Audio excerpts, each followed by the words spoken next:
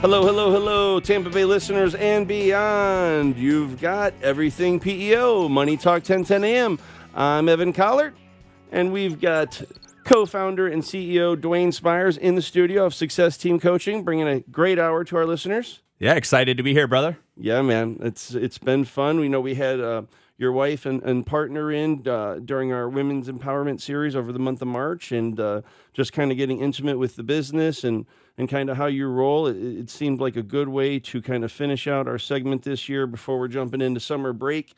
Duane, really business acceleration, personal transformation, and really how a few simple mindset shifts can powerfully cause your business to grow faster than ever before. So I'm really looking forward to kind of doing a deep dive here and unleashing some of those secrets for personal and business success. That's what Duane's going to do. It's helped empower over 500 businesses with his company, and really got people breaking records all over the place, financially, personally, all of the above. So. Yeah, we're seeing tremendous growth. It's been an awesome opportunity to coach so many business owners, and this show right now is going to rock. We've got a lot of content to give to all of the listeners right now, and if you're listening in live, welcome. It's going to be really amazing. Get ready. Absolutely. Well, like I said, this is our final show. We're taking 10 weeks off. We'll be back on the air first Wednesday in August, but that's okay, listeners. You can still hit all the platforms, YouTube, LinkedIn, Facebook, every Wednesday. We'll have summary shows posting, past shows, new content, guests, all of the above,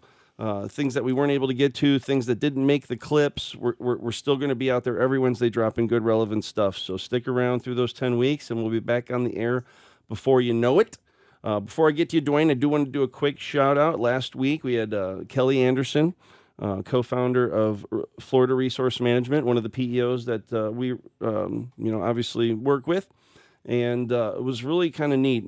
Kelly, and Duane, you can probably attribute to this. Anyone that's had a bit of success, there's a moment where, to find that and really scale that business, they've got to delegate what they're not good at, right? Focus what you're great at.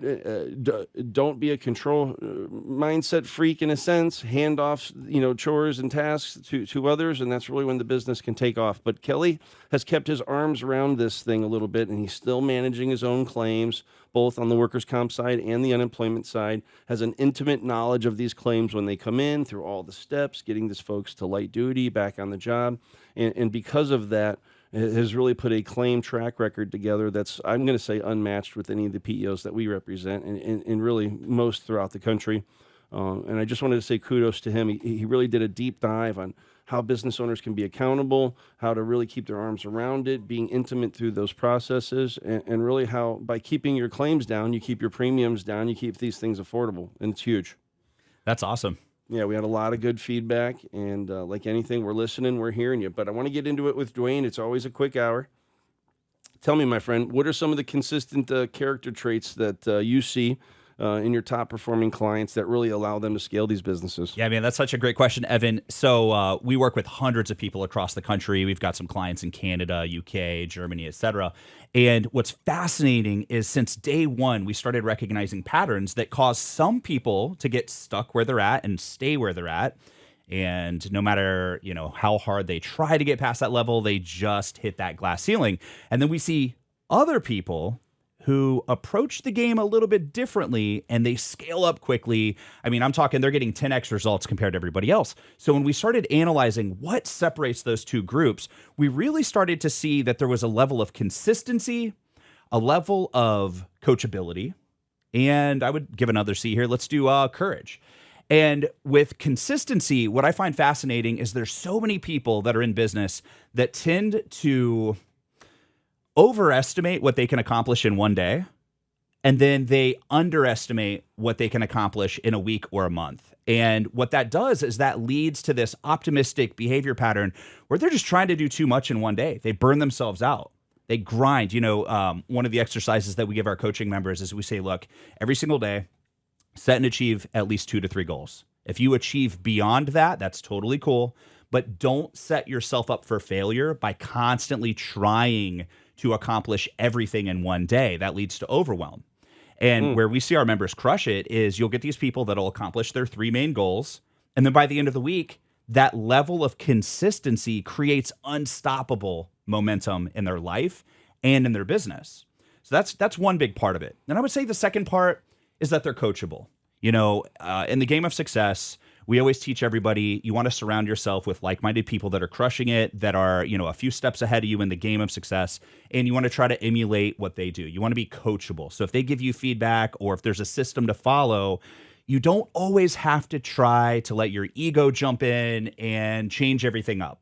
So if you've got a consistent, proven system, jump in and do it. And then lastly, be courageous. Going outside of your comfort zone can be scary, right? It's like you want to try something new. You have that little voice in your head that tells you it's not going to work. And we found that our top performing clients, in the face of that little voice, we call it little voice syndrome. It's just a bunch of limiting beliefs, right? LVS is the acronym. So when they hear that LVS, that little voice that says, hey, play a small game, you're not good enough, it's not going to work for you. It's like they stand with courage in the face of fear, anxiety, overwhelm, etc., and they just push forward on a day-to-day basis and they crush it. What I'm loving about this, and I think, even just myself, Duane, just a couple of years ago is when, for the first time, I did that look in the mirror and started to do, take a serious look at business coaching and masterminding. And of course, I've always been of the belief you are who you hang with and surrounding yourself with the right people. And we've done a great job with that. Eric Ciccarellis, co-founder of PEO Advisors, and I think we've assembled an amazing team. But not that we hit a plateau, but I think the pandemic kind of changed the game. Oh, for and sure. for us, kind of where to go next, what's that pivot going to be?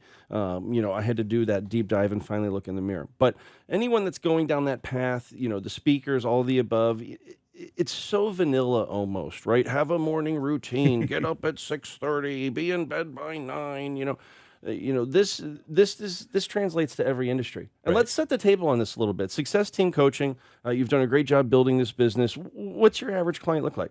Yeah, so our average client would be in between, let's say, about 500,000 to 600,000 a year, all the way up to 2 million a year. And they're owner operators. Sometimes they have a partner. They might be in business with their spouse. Specifically, the niche industries that we work in, which are pretty fascinating, are all centered around kids, right? So we have owners who own a martial arts school, dance studio, cheer gym, childcare facilities. We even work with people that are involved with different churches that, might have summer camp or after school. And that's the specialty that we teach them. We teach them how to start and grow 6 and 7 figure summer camp programs and after school programs. So all of our listeners, and if you guys think back to some of your best times in life, it's when you were a kid. Chances are you were at some cool summer camp having fun with your best friends. Life was simple back then. And our mission is to change lives. Like, we want to bring that back to the kids in 2023 and give them that opportunity to be a child again, not have to worry about technology, not have to be in an environment with any bullying. And it's just so much fun, man. When we see our members and our coaching clients level up, it's because they're literally having an impact on the kids, which is an impact on the future. Yeah, I am. I set that table kind of in reverse on purpose because I didn't want you to really lay down what STC was first and foremost, and you do have a very niche industry, but yet the advice in the what you're throwing out here applies to any business. 100%. I don't care if you're running a construction company or a towing company, all the above. These look in the mirrors, being accountable, right? Having goals, sticking on track. I did a book the other day, and they call it the core 4, right? And mindset, right? Relevance, revenue, and daily routine. And it's so huge. It's so huge. So let's back this down. Let's go opposite of this. What would you say? We've got about 5 minutes here before break. What are some of the things that kind of get in the way or slow down this business owner's progress from time to time? Man, that's such a great question. So the fastest way to the next level is to stop doing the dumb things that cause you to fail. And I know that's a very blanketed statement. One of the terms that we've coined, we call these removals, and specifically identifying your removals, AKA bad habits, the things that get in our way. So when we look at the game of personal development, what we've discovered is that our clients will level up much faster when they show up more powerfully in their life and in their business. It's not always about the best ad or the best marketing or sales strategy. It's about how can they be the best leader. And one of the concepts that we teach is quite simply, you have one life. So, for example, if you're winning in the game of business, you're making a ton of money, but then you go home and your relationship's falling apart, your health is falling apart. I don't really see that as winning. I want to see the person who has a strong relationship, who, is focused on their health, who's making good money, who's making an impact, and they're generally they're just happy all the time. They're able to contribute. They show up more powerfully. So with the concept of removals, some of the common removals that we'll see, and I'll just start out at kind of a surface level that everybody can relate to, is let's say Netflix, let's say Amazon Prime, you're watching too much TV, or you're eating food that lowers your energy. You're eating way too much sugar, you're drinking too much alcohol, you have inconsistent sleep. So these are all little things that we can control by being aware of them. We can modify that diet to eat and focus on fuel. We can modify our sleep schedule so that we, go to sleep and wake up with energy. We can decrease the time wasted on social media scrolling, Netflix, etc., and we can refocus that on the things that actually drive the needle forward, help us become better as leaders, as dads, as moms, as husband, wife, business owners, etc. So getting rid of the removals allows you to run full speed. The analogy that I would give is, if I'm standing next to you, Evan, and I put a 100-pound, weight vest on you, and I'm standing next to you and we're running the same race, but I don't have to wear that 100-pound weight vest, there's a good chance that I'm going to outperform because nothing is holding me down.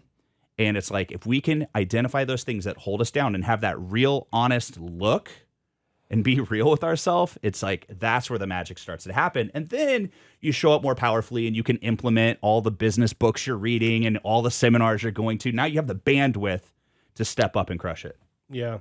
Yeah, and it takes that moment, right? You've got to want it yourself, right? No one's going to do it on your terms. It's got to be on their terms, but it's so true. I mean, it's almost like that poison pill. It's that self-sabotage moment, or it's everyone else's fault, or, for whatever reason, the excuse factory can kick up pretty hard. I mean, how hard is it to really break through to these folks? I mean, I would imagine if they're joining STC, they're already in that mindset of putting their best foot forward. Right. But I would imagine there's still an unpeeling there that takes some work. Oh, for sure.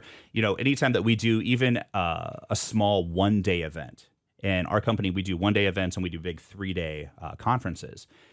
Regardless of the size of the event, we always start first with the personal transformation. We have these deep conversations. We identify the things that get in the way, so that way we can clear it to the side, and then everybody starts to realize that if they had the answers, they'd already be at the next level. So then it kind of gives them this level of open-mindedness where their ego gets checked a little bit, and they say, okay, I can be coachable. I can put on that white belt. I can start learning again. And then all of a sudden, that's when we see our audience lean in. And not only do they level up, mindset wise, but then they're more open to using the business systems and the business strategies that we're teaching. And then they actually go home and implement them. That's where, we see just tremendous success on a very, quick timeline. Yeah, and I know you have a constant touch with these folks. Like every Monday, you're doing this Motivational Monday Zoom and really plugging those goodies of relevant topics kind of, almost for them, right? In the sense when there's a lot going on, you're starting to grow and scale the business. Heck, I think that's why a lot of businesses pivot to a PEO. Often it takes all the back office off their plate. It's one less thing you've got to worry about, through growth, through marketing. So true. But it's funny, you kind of started out by talking almost a failure to launch at times. There's Absolutely. this old reel I see with Mark Cuban all the time, and it talks about how companies get so lost in branding and, research and development and, you just got to go out and get clients. You got to go do it. And when you can take things off your plate, it's easier to level up. It is. Well, we've got plenty coming back with Duane Spires, Success Team Coaching. This is the hour for you if you are trying to level up your business. Stick around, folks. We'll be right back. Well, we kind of jumped right into it. And anyone that missed that first segment, let's get into your background a little bit, Duane. It's not like, you wake up one day and answer a classified ad and now you're a business coach. What's that journey that kind of got you here to, starting Success Team Coaching? The journey is filled with lots of failure. And, it started back, my wife, Lauren, and I, we owned and operated a couple martial arts schools and some dance studios. And when the recession hit back in 2009, 2010, that's when we started to feel it. We started losing so many clients. They just didn't have money for their kids to, participate in those sports, right? So we had to do a little bit of a pivot, and we said, what is a product or service that all of these families, A, have a budget for, and B, have a need for? And that's when the idea of summer camp and eventually an after-school program took off. So we pivoted the business model. We started offering summer camps. We had no idea what we were doing, man. Like, we had 900 square feet that we were leasing, and we had about 50 kids in the room, and like, they were hanging out the whole day doing karate and playing with hula hoops and sidewalk chalk. Like, it was like the most low budget camp you could ever imagine. But the point is that they had a good time and the parents wanted more. So they're like, hey, let's roll this into an after school program. Okay, great. So then we figured out, how to get a van and how to make sure that we filled the day with fun and exciting activities. And then over the course of several years, with all the mistakes that we made and all the failures that we had, what we were left with was this really amazing system that grew quickly, that was, essentially bulletproof. It was so awesome. And we just had this aha moment one day. We went to an industry event. We saw some speakers on stage, and, they were talking about summer camp and after school. And I'm like, we could totally do this. And our information is better. I feel like we could support these people better and just have a better product, right? So we launch a coaching and consulting business, and we have literally over 500 programs right now across the U.S. that are using our system that we created as a direct result of failing during the recession. Well, every failure has a lesson in it, and I'm sure you're not the first, business to hit adversity, right? I think it's common. You get overwhelmed, right? So let's talk about this. For businesses that do get overwhelmed, and kind of as that result, they're just playing small in life, small in business, small game, right? What do you think some of the ways that they can find that balance and decrease really, or remove the overwhelmness completely? Yeah. So is there such a thing? There is, man. And it's a magic word. It's the word no. One of the things that we all as entrepreneurs have to be comfortable with is respectfully telling people, no, we can't commit to that birthday party for your kid. No, we can't do that meeting. No, we can't go to that seminar. And really being protective of time. So I would say that's one thing, is regaining a healthy relationship and with the value of your own time, right?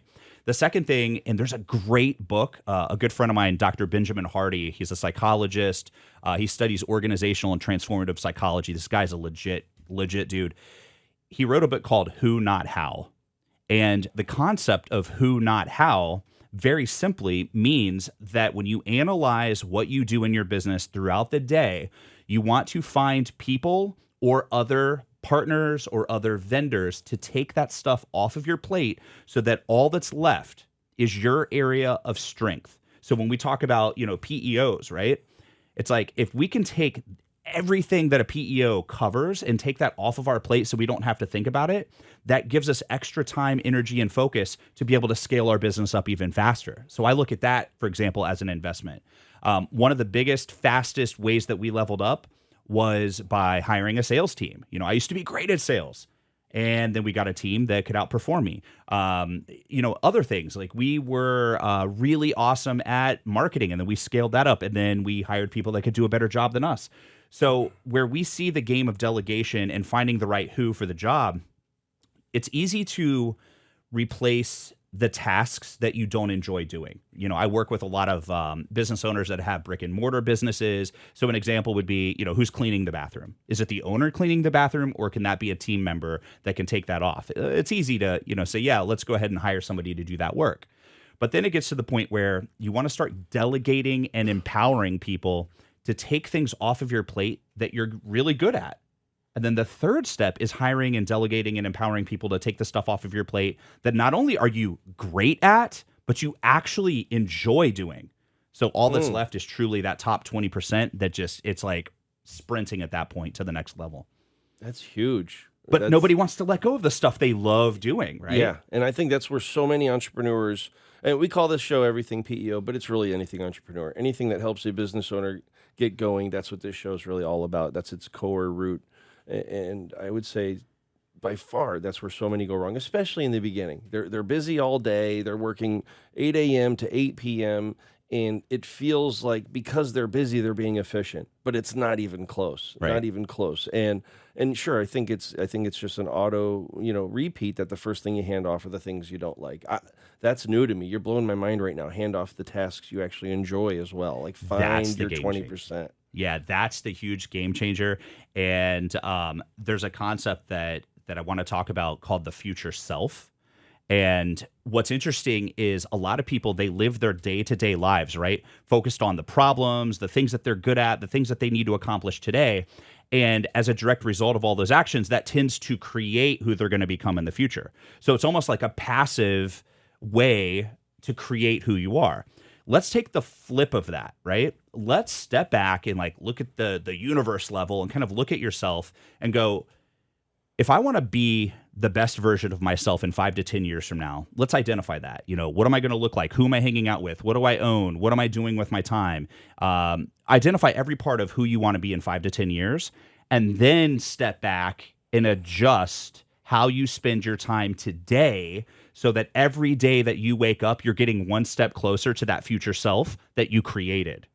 Whereas most people right now, they have what I call a predictable future, where life is filled with problems, filled with challenges. They're kind of doing the same thing over and over and over. And if nothing changes, their predictable future is already written. And if the listeners right now, if you guys think like all the problems that you're dealing with, all the struggles, all the challenges, all of the goals, everything that you have in your life right now, you might have an awesome life, but your future's already predicted if nothing changes. Is that future something that you absolutely love? And we can go on a micro level. Your relationship has a predictable future. Your health has a predictable future. Your finances usually have a predictable future as well. Well, you're listening to Everything PEO, Money Talk 10 a.m. In the studio today, Duane Spires with Success Team Coaching, really kind of helping anyone and everyone level up in the game of life and business. I think partially, Duane, the issue is almost the culture we're in now. Everyone wants it right now. Right. And technically I'm a millennial. I hate to claim it, but I am by 1 year. I get lumped in, but I always say like that last generation before millennials was the last one that really understood. You dig in, work hard, carve out your piece, right, and go find it. But it's just in the age of social media and everything's here and now. It's almost trained and inbred that if it can't come fast and overnight, then pivot to something else. You got to dig in. You've got to own it. So when you're talking about this future self, is this part of your coaching? Oh, absolutely. One of the exercises that we do during our live events, and then even in our ongoing, one-on-one consultations that we do throughout the month, is we have our members identify who they want to be 5 years from now. And then what we do is we reverse engineer their priorities, their commitments, the way they, spend their time so that it gets them one day closer every day that they wake up to actually becoming that person. And without doing that, you're just kind of floating. You're kind of drifting along in this river. And it's just like, man, you could go any direction. When we talk, you said it kind of earlier, where people would rather appear and feel busy than actually get the real work done. And then enter social media, enter all the distractions that we have in our lives. And it's so easy to kind of step away from our actual goals that are meaningful and that are going to make us truly happy just to be busy. Mm-hmm. And then you wake up, you're old one day, and then you die. And it's like, was that the life you wanted? Yeah. I mean, understanding the game, right? It feels like with information at our fingertips now more than ever. I mean, we're all holding computers in our hands, right? Doing that deep dive and understanding the path you're going down and having realistic goals would just almost be an understatement, but it just isn't anymore. It really isn't. Even the PEO games is a long game. It's a 90% failure rate industry. It takes no less than 18 to 24 months to even have your head above water, let alone starting to really see the light at the end of the tunnel.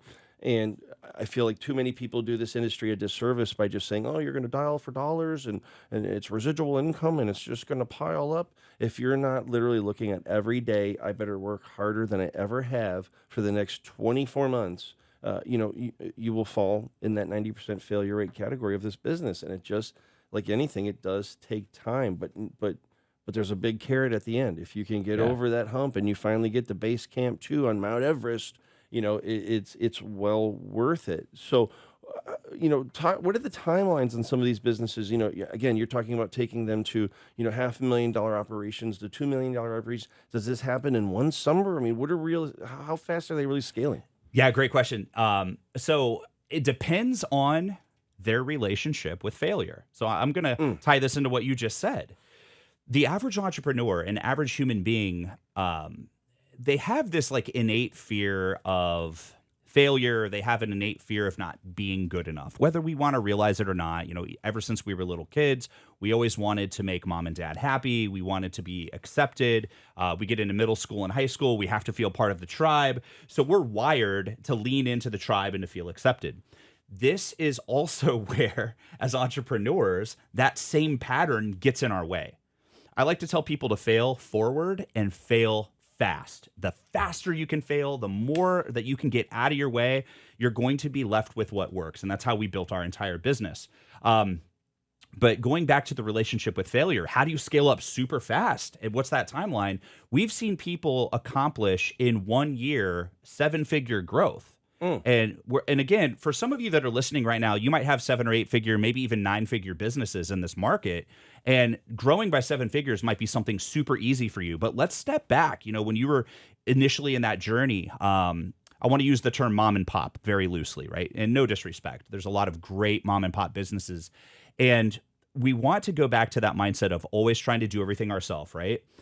Well, the moment that we start stepping forward, we're putting ourselves out there in the world. We're accepting more risk. There's more failure involved. And one of the things that we teach our members is a concept out of a book called Go for No. And it's a sales concept. And this will apply to anybody listening right now, any type of sales.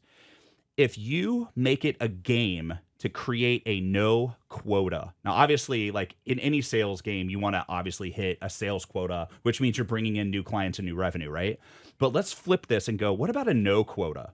Because if you can turn it into a game and you can say, hey, salesperson, I know you're awesome. Did you get your 10 no's today? All of a sudden, it changes the paradigm where it becomes a game to get those no's, and they're dialing more, they're having more conversations, they're following up more, diligently. And the more no's they're getting, guess what else they're getting? A bunch of yeses. Absolutely. Right? And this is where we take somebody who's already a strong salesperson, and it's like pouring gasoline on the fire, because now they're fearless. They're not afraid of being told no, and they hit that no quota. We high five them. I have clients right now that'll be like, hey, we enrolled $50,000 extra, revenue. And I'll be like, great. How many no's did you get today? I'll just totally gloss over their record that they just accomplished, right? How many no's did you get today? And they're like, oh, yeah, that's right. So getting rid of that fear of failure is just massive in the game of success. And it allows us just to sprint forward and achieve that next level. I'm smiling over here because literally you beat me to the no quota. I was literally about to drop that next. I love it. And I know we've talked a little bit about it on the retreat, and I've tripped over that book over the years myself. I think as entrepreneurs are starting to scale and hitting a certain amount of success, and whether they are fixating on their earning, whether they get, I think really, true successful life, or can pick up at a dime, probably starts about $500,000, not necessarily revenue, but income to you personally, right? That changes everything. Leave today for Vegas, do whatever you want, right? I mean, the money is there now. They stop kind of analyzing on what slips through the cracks, right? Or how many sales are still being lost because they're just hitting these personal highs and gains, and it's high fives and hugs every day. Yeah. But if you still analyze and look in the mirror, what's still going out? How much did I leave on the table? Is there another extra sale a day? Is there an extra 3 sales a month? What's that look like depending on the industry? It's no different than a contractor that when they're, Eric and I have had tons of these over the years, and we always kind of have a little bit of a chuckle, right? When we show up to go do the enrollment at the job site, and they've got a Ford F-250 with the big tires and the hydraulics and the lift kit and the this and the that, and clearly they're just spending like wildfire. But then they hit a little bit of a skid, whether it's economic or the housing crunch or the credit crunch, whatever kind of creates that moment. And now they're starting to really pinch the pennies, tighten up, shop their insurances, look at where we could save. If you would have that same mindset when you're flush, just imagine how much more it would pile up. I would imagine as you're kind of going through the coaching and doing these deep dives, keeping that in perspective must be huge. Yeah, it's huge. And one thing that is also so important to remind everybody of is retention of clients. You can be on fire with your sales team. You can be bringing in new business left and right, breaking records. But if everybody's leaving out the back door, you're not really leveling up. your sales team's on fire, but your customer support, your product might, need a facelift or a tune-up. And one of the things that we teach our clients as well is a concept called the afterthought. And I'll describe what that means. So an afterthought, there was a study that was done in a restaurant setting, right? And what they were doing is they were having servers, they would give the bill to the table, and they would put a mint on the table for each person. And they were tracking the percentage of the tip that was given. So then the second part of the experiment is they said, okay, what if we give 2 mints per person instead of 1? How exponentially will those tips increase? And they discovered it doesn't really matter that much. It was just slight. It was nominal. But here's where the afterthought came in.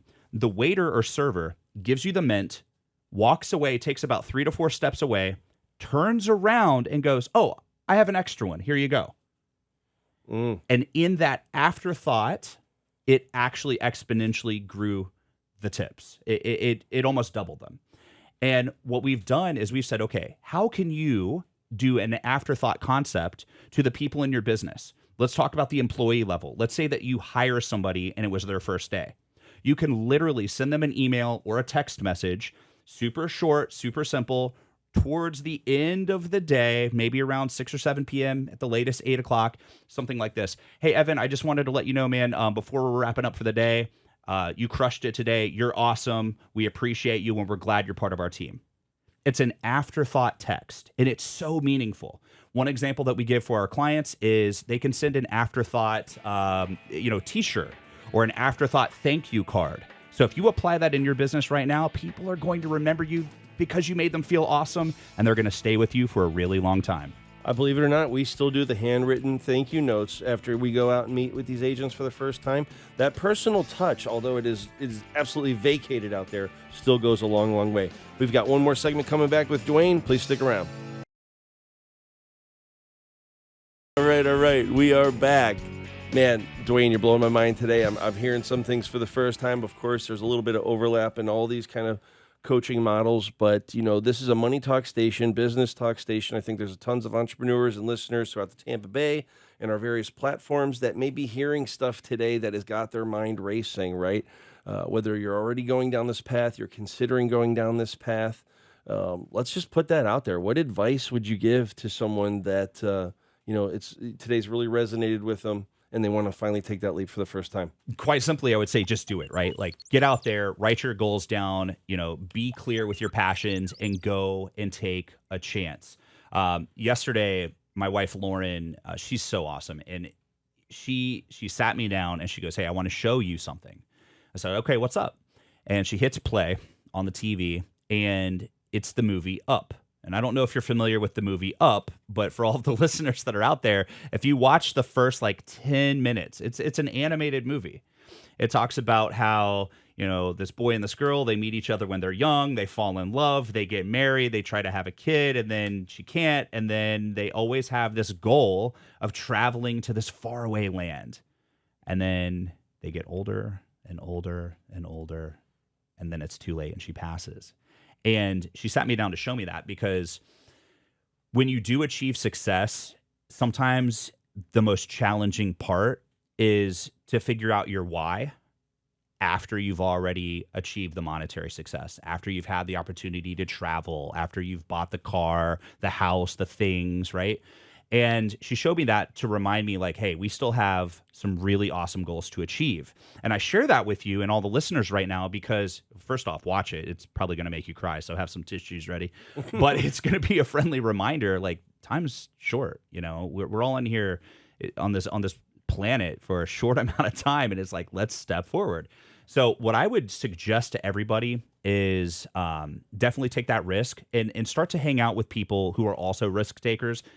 Positive risk takers. Don't get with a bunch of crazy people, right? We've all probably been there. But hang out with like-minded people. Definitely be very protective of what you consume. And I'm not talking just about food and things like that. I'm talking about the digital content that you're consuming. If you jump on to any social media platform, if you're watching YouTube videos and all of the stuff that's being thrown at you is negative, which it usually is because that's what causes people to click is the negativity. You got to step back and realize like, hey, you're just being programmed to play a small game. You're being programmed to fall in line, to never take risks, to never take challenges, to always work for others and never pursue your dream. And at the end of the day, it's like we do need people on our team. We need people on the team to follow the leader, but at the same time, we need more leaders. And I'm just out there to say, hey, let's go for it. Especially if you're a listener right now and you're super young, there's nothing to be afraid of. And let's break the ice. Anybody that's successful, they want to help you. Yeah, it's a failure to launch, I would say, is a huge one. We've had Mason Dorn around a couple times, and he does angel investing with these tech startups, and they get to that final stage. They've lined it all up. It's all ready to go, and there's still that moment of almost just being afraid to pull that final trigger. But I do feel like we're at this time, like I said, where information's everywhere. We're all holding computers on our phones. We can find it anytime, 24/7, 365. You know, be a savage. Yeah. Right now for our younger generation, literally, if you're a savage, you can go out and take 80% of the market share. I feel like there's just too many, and I don't know what happened. The pandemic forced us all to kind of sit down and rest easy for a minute. And although it cleared the smoke and the fog and the nature came back out, the masks have been off the airplanes for a long time now. Definitely. And there's not been that huge, whether it's the Great Resignation or I don't understand where everyone's gone to. I don't care what kind of business we're talking to. Aaron and I, we're talking to businesses every day. Number one complaint is I can't find good help, right? And I don't think it's because they all have gone off to start businesses. But man, if you do and you finally walk that plank for the first time, opportunity has never been greater. Great advice, huge. Well, I mean, I think this falls into limiting beliefs, right? People are their own worst enemy in a sense, right? So how do we get rid of some of those limiting beliefs and really step forward in a powerful way and help, these listeners motivate to achieve their goals? One thing that you just said is that we have information at our fingertips. We're all carrying smartphones and tablets. We have access to the internet. We can look up anything at any given time. And then you've got Chat GPT-4 that exists. So the launch of AI is just going to revolutionize things as we move forward as well. So if we only needed information to be successful, well, everybody in the whole planet would be wildly successful, right? So then what separates the people that are from the people that aren't? It is their relationship to their limiting beliefs. So if we go back to the start of this interview, this show tonight, one of the terms that I said was LVS. That stands for little voice syndrome. That's a term that we created years ago. And basically what it is it's that little voice that you hear in your mind that always wants to talk you out of taking chances. It's a safety mechanism, right? It's basically something that happens when you have some traumatic experience as a kid. Now, the trauma could be actual, trauma, right? And there's some of us that are listening right now who have overcome that or are still, dealing with real trauma. But what's fascinating about the brain when we're little, when we're kids, age 5 through 10 especially, is just being embarrassed in front of your class, your brain goes, that hurt really badly. That felt like trauma. And all of the sudden, you create a little story that shapes your identity where now you're not taking chances anymore. You're not putting yourself out there anymore. Your LVS is talking you out of being in the spotlight. It's talking you out of being a leader. So when we did this one, we had this awesome 3-day event, about 1,000 people. And one of the ladies got up on the microphone and she says, I figured it out. I know where my LVS came from. I said, great. What was it? She goes, when I was 5 years old, I got up on stage at a dance recital. I tripped and I fell, and I immediately heard laughter. I looked up, and guess who was in the front row laughing at her? Her own family. I was just going to say dad. Mom, dad, siblings. And in that moment, that little voice to protect her said, you're never going to put yourself out there in front of people again. So all of a sudden, I asked her, I looked at her and I said, how old were you? She goes, I was 5. And I said, I want you to imagine that a 5-year-old is standing next to you, telling you how to live your life every single day. I want you to literally picture yourself standing next to you as a 5-year-old, the 5-year-old version of yourself. And she's telling you how to live your life. She's telling you how to make every decision. And you're actually listening to her. And by the way, she's the CEO of your company that you're trying to scale up to get to the 8-figure level. You think a 5-year-old can do that? And she starts laughing. And I said, well, what would you tell her? And it was a powerful exercise where she literally like looked down at this imaginary version of herself, and she out loud on a microphone said what she would say if she could go back in time. And it was just this amazing, powerful moment where she experienced freedom again. And she was able to let go of that experience that she didn't realize was holding on to her for her whole life. So I invite everybody to consider the possibility right now that we all have a younger version of ourselves that might still be in control. We just have to be willing to lean in and explore where that happened, where it came from, and what age that was. And anybody that's done this exercise, they found that it's very powerful and it's very enlightening. Yeah, I mean, you call it a coaching exercise. It almost sounds therapeutic in ways, right? Because as her 5-year-old self was talking to her future self, right, is looking through that lens. In that moment, it probably almost seemed so simple to her, like, wow, I can't believe I've been, like this all these years. And to have that trauma sticking with her since 5, that's amazing. And right? one of the stories that I relate to personally, if you go back in time, go back to like the late 80s, early 90s, I'm going to quiz you, Evan. What was the shoe as a young man? What was the shoe that you could get that you could jump higher? They were the coolest shoes. You would get the girlfriends. Obviously Air Jordan, but I'm thinking Reebok Pump too. Those were cool too. But that was a second place to the Air Jordan, right? Yeah. So anybody in our age range just listening right now, you probably had a pair of Air Jordans. And I remember all the kids in my class had the cool kids. They had Air Jordans. Sure. And I come home and I'm like, Mom, Dad, I've got to get these shoes. They're awesome. They're going to help me jump higher. All the girls think they're cool. What do you think my mom's first question was? How much? How much do they cost? And before I could even finish saying 100, and she cuts me off. She's like, heck no, we can't afford it. So later I heard my mom and my dad talking about these shoes. And my dad was like, hey, poor families can't afford stuff like that. I literally overheard him saying that. And they didn't say it where they didn't realize I was listening in, right? Which I think made it even more powerful because I realized that he was telling the truth. So at like age 8 or 9, I created a story. My LVS was, we're the poor family. We're not good enough. We don't have money. And what's fascinating about that is as I was able to grow my first couple businesses and we started getting into that 7-figure level, because I still subconsciously believed that we don't have money, I would blow it on everything. Multiple cars, boats, just paying for dinner, going out to eat 3 times a day. Every time that we made money, we blew it. And then my relationship changed with money because it had to, because of the recession back in the day. And then all of a sudden I was like, wait a minute, money does exist. It's a real thing and it's a tool. It's not who you are, but it's a tool that you can use to make an impact. And I had to recognize my own LVS as the poor kid. And it's just been fascinating. Yeah, we've seen this example, I mean, literally hundreds of times in our audience where people have these aha moments to realize a younger version of themselves is still holding them back. Yeah. I like the future self too, keeping it in perspective that, really our biggest commodity left is time. Absolutely. I remember, having my son at 25 years old and saying, man, it's going to be really cool to be 45 and have a 20-year-old. And, now 42 and 17 came in like 10 seconds. And, there's been a lot of long days and weeks in there, but, the months have been really short. The years are, especially now as, upper middle school and high school, it is flying at a pace that's really unmatched. So I think this exercise helps keep, almost like your daily, weekly, monthly tasks, front and center, right? Because it's just so easy to veer off. You have a great month, you have a great quarter.